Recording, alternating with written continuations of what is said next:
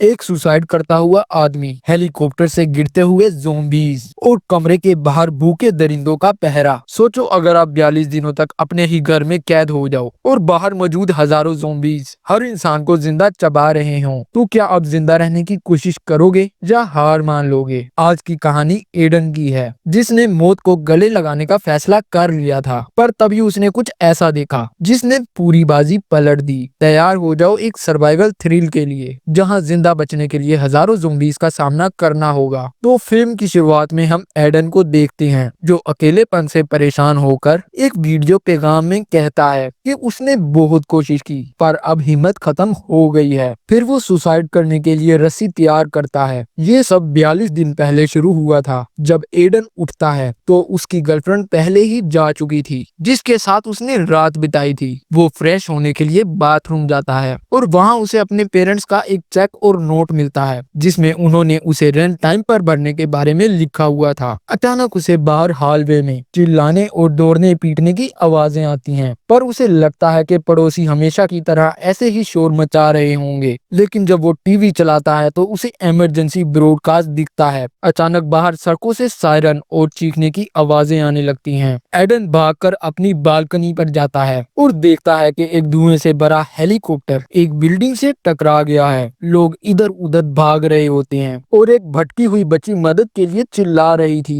कि तभी लोग एक दूसरे को काटना शुरू कर देते हैं। शहर में एक खतरनाक ज़ोंबी वायरस फैल चुका है और अब एक मिलिट्री जेट ऊपर से गुजरता है और घबराया हुआ एडन अंदर भागता है। उसी वक्त उसका पड़ोसी ब्रेंडन उसके अपार्टमेंट में घुस आता है। ब्रेंडन बताता है कि उसके रूममेट ने अचानक उस पर हमला कर दिया और ये कि टीवी पर एक आदमी समझा रहा है कि एक नया वायरस फैल चुका है जो लोगों को इंसान खोर ज़ोंबीज में बदल रहा है। ये खून के जरिए खास करके काटने और खरोचने से फैलता है। इससे पहले कि वो आदमी कुछ और बोल पाता, टीवी का सिग्नल चला गया। जब एडन को पता चलता है कि ब्रेंडन को उसके रूममेट ने जख्मी किया है, तो वो अपनी हिफाजत के लिए चाकू उठा लेता है। बाहर कॉरिडोर में लोग अब भी चिल्ला रहे थे और दरवाजे पीट रहे थे। तभी ब्रेंडन की आंख से खून निकलने लगता है और उसका चेहरा बदलने लगता है। एडन भी उसे बाहर निकलने पर मजबूर कर देता है और दरवाजा बंद करने के लिए काफी जोर लगाता है, क्योंकि ब्रेंडन भी अब बदल कर उस पर हमला करने की कोशिश कर रहा था। काफी मेहनत के बाद एडन दरवाजा लॉक कर लेता है और दरवाजे पर मौजूद होल से देखता है कि लोग एक दूसरे को खा रहे थे। वो डर कर पीछे हट जाता है। अब टीवी पर बताया जा रहा है कि वायरस पूरी दुनिया में फैल रहा है, तो लोग अपने ही घरों में रहें। एडन अपने घर वालों को फोन करने की कोशिश करता है, पर सिग्नल का इशू आ रहा था। बाद में उसे अपने पिता के कुछ मैसेजेस मिलते हैं,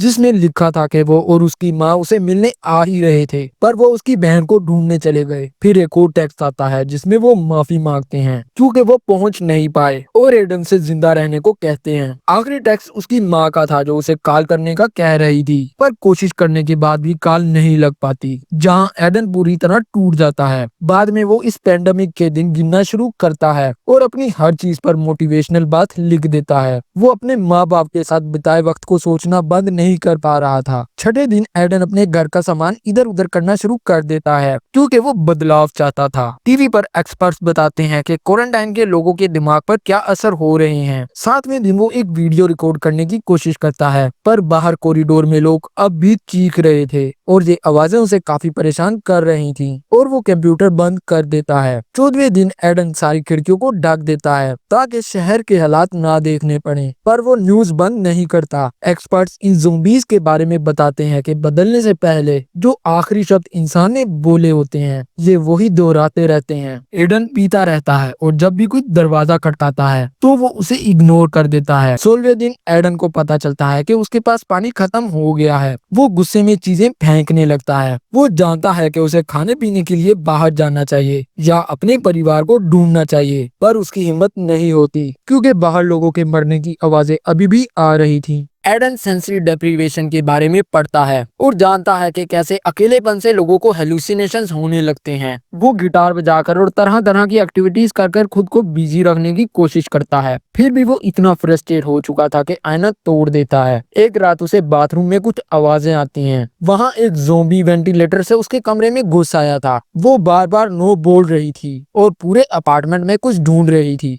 एडन सही मौका पाते ही उसके सर पर बैट दे मारता है और लाश को बैल्कनी से बाहर फेंक देता है और बाथरूम के वेंटिलेटर को भी ब्लॉक कर देता है। 20वें दिन एडम एक और वीडियो रिकॉर्ड करता है, जबकि बाहर अब भी चीखें सुनाई दे रही थीं। वो बताता है कि वो अपना दिमाग खो रहा है और बाहर जाने से बहुत डरता है। 3 दिन में उसका खाना खत्म हो जाएगा और उसे सप्लाईज की जरूरत होगी। अचानक उसका फोन बजता है और एडन अपने पेरेंट्स का वॉइसमेल सुनता है। वो ऑफिस में फंसे हुए थे और एडन या उसकी बहन से कांटेक्ट नहीं कर पा रहे थे।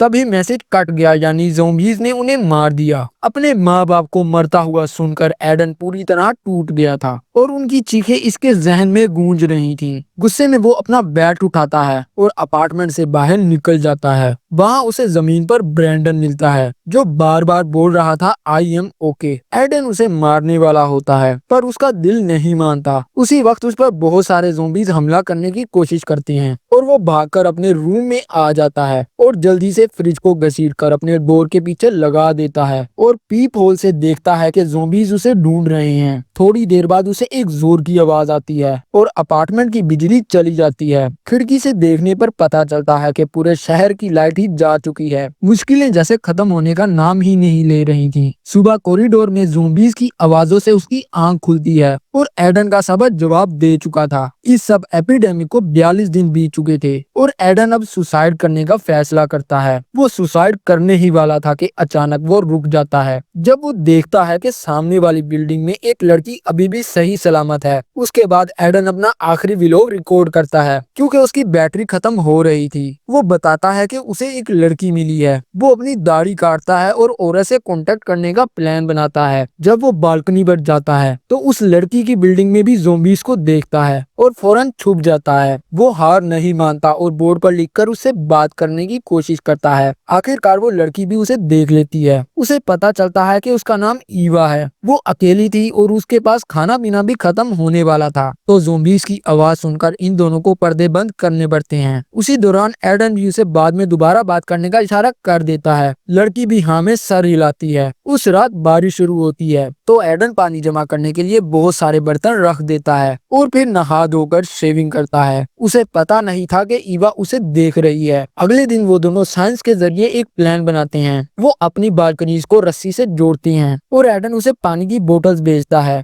उसी वक्त एक ज़ॉम्बी ईवा की बिल्डिंग पर चढ़ने लगता है। एडन उसके सर पर कांच की एक बोतल फेंकता है, जिस वजह से वो ज़ॉम्बी एडन की बिल्डिंग पर चढ़ने लगता है, जबकि दूसरा ज़ॉम्बी दरवाजा इतनी जोर से पीटता है कि फ्रिज हिलने लगती है। अब ईवा भी चीजें फेंकती है, पर एडन उस ज़ॉम्बी का ध्यान तब तक अपने ऊपर रखता है जब तक कि वो उसकी बालकनी तक नहीं पहुंच जाता। फिर एडन अपार्टमेंट के अंदर जाकर बालकनी का दरवाजा लॉक कर देता है और भागकर फ्रिज को मेन डोर से चिपका देता है। बाहर वाला ज़ॉम्बी खिड़की तोड़ने की कोशिश करता है, पर अपने जख्म की वजह से गिरकर मर गया था। एडन मौका देखकर उसे बाहर जाकर बैट से पीट देता है। उसकी शर्ट पर खून लग गया था, जिसे वो तुरंत उतार देता है। दोस्तों, अगर आपने हमारी वीडियो यहाँ तक देख ली है तो वीडियो को लाइक और चैनल को सब्सक्राइब कर दो और हमारे मूवी जोरा फैमिली का हिस्सा बन जाओ।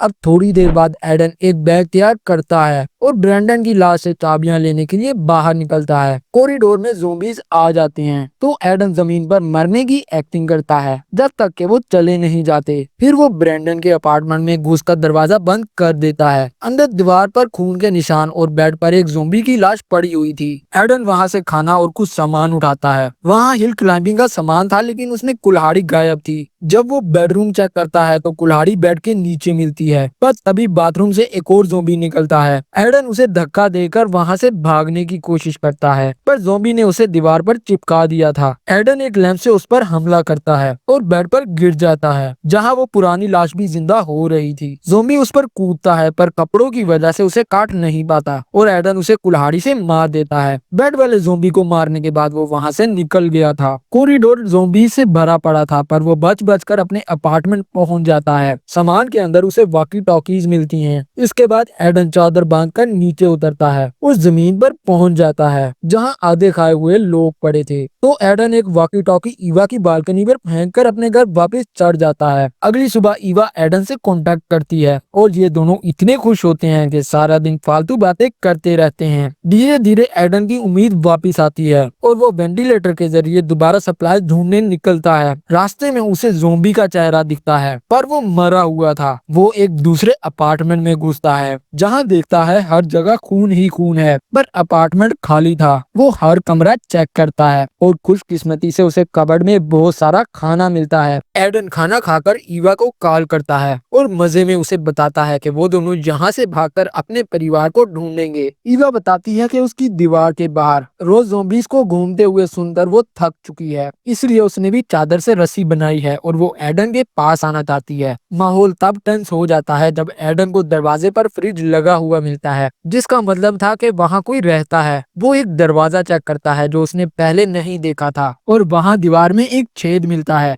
तभी एडवर्ड वहाँ एक हथियार लेकर आता है। जब उसे यकीन हो गया था कि एडन ज़ॉम्बी नहीं है, तो वो बताता है कि वो कुछ हफ्ते पहले ही दूसरे अपार्टमेंट से आया है। उसने बताया कि असली मालिक ने टब में सुसाइड कर लिया था और मैंने वो लाश बाहर फेंक दी। वो बुरा आदमी एडन को मजीद खाने को देता है और ये दोनों अकेलेपन और सर्वाइवल पे बातें करते हैं। अब एडवर्ड मौका देखकर एडन को बैट से मारकर बेहोश कर देता है। कुछ देर बाद एडन की आंख एडवर्ड के बेडरूम में खुलती है जहां उसने अपनी इन्फेक्टेड ज़ॉम्बी बीवी को रखा हुआ था। एडवर्ड उसे अपनी बीवी का खाना बनाना चाहता था, पर उसकी बीवी बेहोश आदमी को नहीं खाती थी, इसीलिए उसने एडन को बांध दिया और उसके होश में आने का इंतजार किया। एडवर्ड कहता है कि उसने अपने पड़ोसी को भी अपनी बीवी का खाना बनाया था, पर बाद में वो बताता है कि पड़ोसी तो टब में मरा हुआ मिला था और उसकी बीवी उसे नहीं खा रही थी, इसलिए उसने अपने 2 डॉगीज खिला दिए। तभी वॉकी टॉकी पर ईवा चिल्लाती है और एडवर्ड बाहर देखने जाता है। एडन बेड तोड़कर खुद को आजाद कर लेता है। फिर वो एडवर्ड को कमरे में खींच लेता है जहाँ वो अपनी ही बीवी का खाना बन गया था। जब एडन वॉकी टॉकी उठाता है, ईवा बताती है कि उसके घर में ज़ॉम्बीज़ घुस गए हैं। एडन तुरंत बाहर भागता है और ज़ॉम्बीज़ उसका पीछा करते हैं। वो अपने घर में नहीं घुस सकता था क्योंकि दीवार पर फ्रिज था, इसीलिए वो ब्रैंडन के अपार्टमेंट में चला जाता है। वो बाहर देखता है कि ईवा बालकनी पर छुपी हुई है और ज़ॉम्बीज़ दरवाजा तोड़ने की कोशिश कर रहे हैं। एडन बहुत ध्यान से ब्रैंडन की बालकनी से अपनी बालकनी पर कूदता है और चादर की मदद से नीचे उतरने लगता है, लेकिन वो चादर फिसल जाती है और वो एक कुर्सी पर जा गिरता है। शोर सुनकर एक ज़ॉम्बी उसके पास आता है। एडन को एक लाश के पास गन मिली थी और वो उसके सर में गोली मार देता है। दूसरी बालकनी से भी ज़ॉम्बी कूदने लगते हैं, तो वो रास्ता साफ करने के लिए एक और ज़ॉम्बी को मार देता है। ईवा अपनी चादर फेंकती है और एडन उस पर चढ़ने लगता है, पर एक ज़ॉम्बी भी उसके पीछे चढ़ गया था। एडन के पास कोई चारा नहीं था, तो वो दूसरी बालकनी पर कूद जाता है और रस्सी काट देता है,